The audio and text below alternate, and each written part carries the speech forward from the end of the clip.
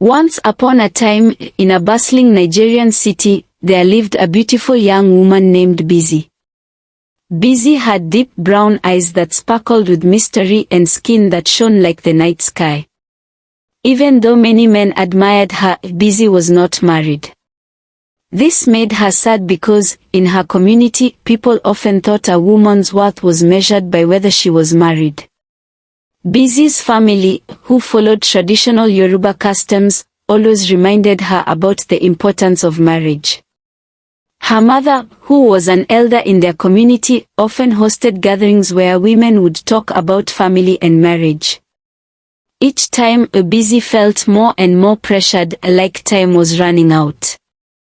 Bisi worked as a secretary in a big law firm in Lagos. Her boss, Mr. Adewale, was a very respected lawyer. He was tall, smart, and kind-hearted. Bisi admired him a lot and secretly wished he would notice her more. But Mr. Adewale was always polite and treated her like any other employee, not knowing how she felt. As the years went by, Bisi became more desperate. She watched her friends get married and start families. The whispers in her community grew louder, making her feel even more alone and pressured. In her darkest moments, Bisi thought about doing something drastic to change her fate. One evening, feeling especially sad, Bisi visited her grandmother in their ancestral village and told her about her worries. Her grandmother, who was very wise, suggested something unusual and forbidden, voodoo magic, which could change her fate. Desperate for love, Bisi decided to visit Mama Ejok, a famous voodoo priestess. Mama Ejok lived deep within a maze of narrow streets and alleys. When Bisi finally found her house, she felt a mix of fear and determination. Inside, the air was thick with the smell of incense, and strange symbols covered the walls. Mama Ejok looked deep into Bisi's eyes and warned her about the dangers of voodoo.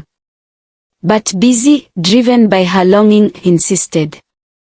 The priestess gave her a small wooden box with items for the ritual, a lock of Mr. Adewale's hair, a piece of his clothing, and a mix of herbs and oils.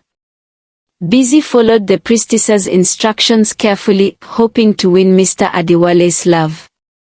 For weeks, Bisi performed the rituals in the dead of night, her heart pounding with a mix of excitement and dread.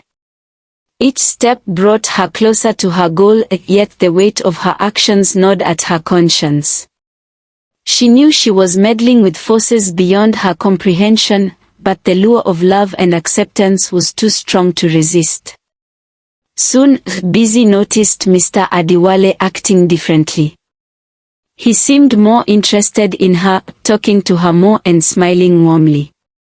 Bisi's heart filled with hope, thinking the magic was working. But then, strange things started happening. Bisi had unsettling dreams, objects in her house moved on their own, and she felt like someone was watching her. The magic was working, but it was dangerous. Mr. Adewale's love turned into an obsession. He showered Bisi with gifts and attention, but he no longer seemed like himself. Bisi realized she had made a terrible mistake. She returned to Mama Ejok, begging for help. The priestess explained that reversing the spell would be very difficult and painful, but Bisi was determined to make things right. Bisi performed the counter-ritual, enduring great pain. When it was over, she collapsed in exhaustion. The next day, Mr. Adewale was back to his old self, not remembering what had happened. Bisi felt relieved but changed. She learned that true love couldn't be forced and that using magic to change her fate was dangerous. Years later, Bisi found true love with a kind teacher named Tand. They built a happy life together based on trust and respect. Bisi shared her story with her community, helping other women avoid her mistakes. She became an advocate for women, encouraging them to value themselves and make their own choices. Bisi in turn created a home filled with love and wisdom. Bisi's journey became a source of inspiration for many women in her village. She started a group to empower women, teaching them skills and offering support. She traveled around Nigeria, sharing her story and the importance of self-worth. Despite her busy life, Bisi stayed connected to her roots. She often visited her grandmother's village, drawing strength from the land and the stories of her ancestors. She taught her children to be kind and patient, passing on the lessons she had learned.